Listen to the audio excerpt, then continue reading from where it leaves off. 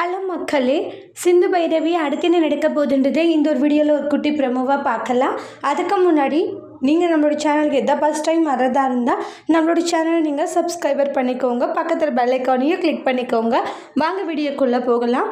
பஞ்சாயத்தில் இருக்கிற எல்லாருமே கூப்பிட்டுருப்பாங்க, 8 ஊர் பஞ்சாயத்தையும் கூப்பிட்டுருப்பாங்க.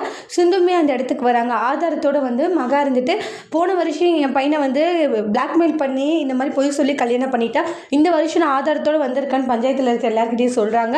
இங்கே பாருங்கள், அவள் கையாலே எழுதியிருக்கா சிந்துன்றாங்க. சிந்து பொய் சொல்லி ஃப்ராடு வேலை பண்ணி கல்யாணம் பண்ணியிருக்கா. இப்போவே என் பையனையும் எவ்வளோ அறுத்து விட்டுறாங்க, இவள் கழுத்தில் இருக்க தாலியை பறிச்சுடுங்கன்றாங்க. சிந்து நீ பண்ண தப்புமா, நிரந்தரமாக நீ சிவா விட்டு பிரியணுன்றாங்க. கழுத்தில் இருக்கிற தாலியை நானே பறிக்கிறேன்னு சொல்லிட்டு சிந்து கழுத்தில் இருக்க தாலியை பறிக்கிறதுக்காக மகா போகவும் உடனே தள்ளி விட்டுருவாங்க. இங்கே பாருங்கள், இந்த கழுத்தில் இருக்கிற தாலி எந்த காரணத்தை கொண்டு இறங்காது, ஏன்னா என்னுடைய உலகம், என்னுடைய உசுர் மூச்சு எல்லாமே டாக்டர் மட்டும்தான்றாங்க. இங்கே பாருங்கள், அந்த ஆண்டவனே நினைச்சா கூட எனக்கு கண்டிப்பாக போராடுவோம் அவர்கிட்ட அப்படின்றாங்க.